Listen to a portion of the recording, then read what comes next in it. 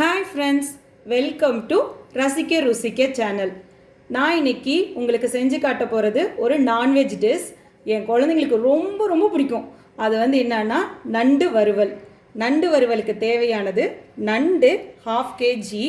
அதை எடுத்து நான் மஞ்சத்தூள், உப்பு, லெமன் போட்டு க்ளீன் பண்ணி வச்சுருக்கேன்.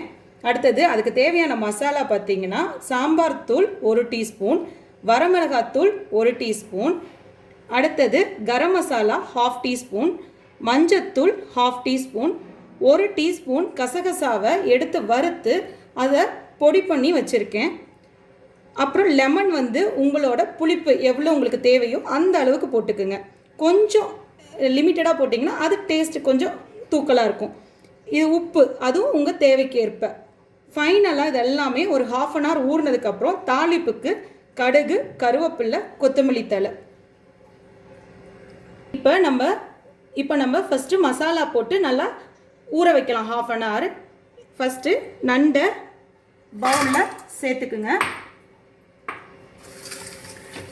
நெக்ஸ்ட்டு நம்ம எடுத்து வச்சுருக்க இந்த சாம்பார் தூள் 1 teaspoon, வரமிளகாத்தூள் 1 teaspoon, garam masala 1/2 teaspoon.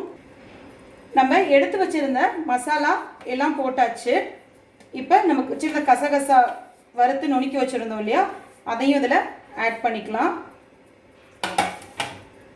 இதுக்கு தேவையான சால்ட்டு நான் 1 டீஸ்பூன் போடுறேன்.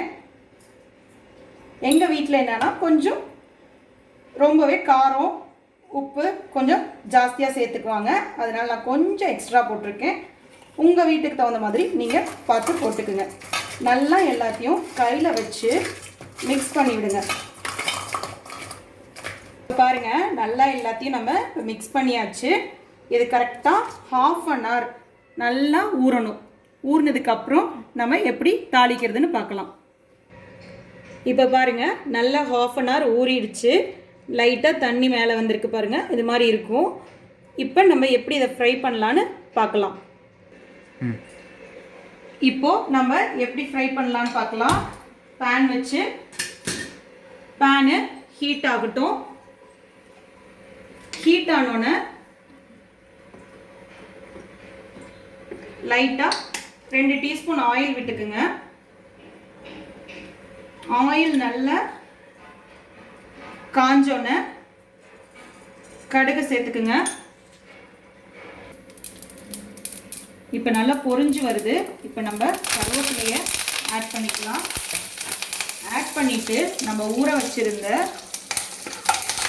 அந்த நண்டை இதில் சேர்த்துட்டு இந்த மசாலா இதில் ஒட்டியிருக்கு இல்லையா, இதில் லைட்டாக தண்ணி கலந்து நீங்கள் அதில் ஊற்றிக்கலாம்.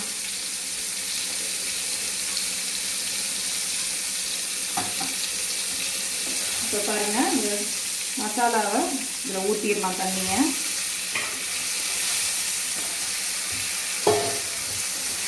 நல்லா இந்த நண்டு வெந்துருச்சுன்னா இந்த ஆரஞ்சு கலராக இங்கே டேர்ன் ஆகிருக்கு பாருங்கள், இது மாதிரி சேஞ்ச் ஆகும் கலர்.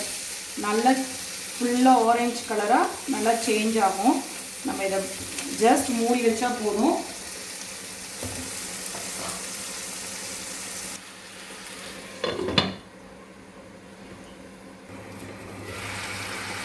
இப்போ பாருங்களேன், நல்லா அந்த ஆரஞ்சு கலரில் எல்லா நண்டும் கலர் அப்படியே சேஞ்ச் ஆகிருக்கு பாருங்கள்.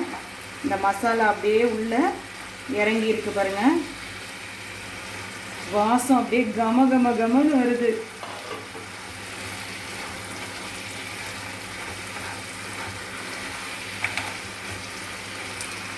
இப்போ லிட் எடுத்துட்டு நல்லா இந்த தண்ணி இருக்கு இல்லையா, அந்த மசாலா ஃபுல்லாக நல்லா ட்ரை ஆகி இதில் ஒட்டுற மாதிரி வர வரைக்கும் ஃப்ரை பண்ணுங்கள். ஓப்பனில் பண்ணி ஃப்ரை பண்ணுங்கள், அப்போ தான் ட்ரை ஆகும். மறுபடியும் நம்ம க்ளோஸ் பண்ணோம்னா ட்ரை ஆகாது.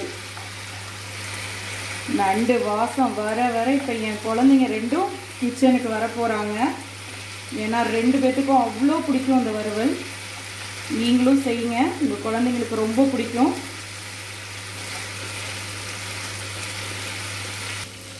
இப்போ பாருங்கள், நல்லா எல்லா மசாலாவும் அந்த நண்டோட உள்ளே இறங்கிருச்சு.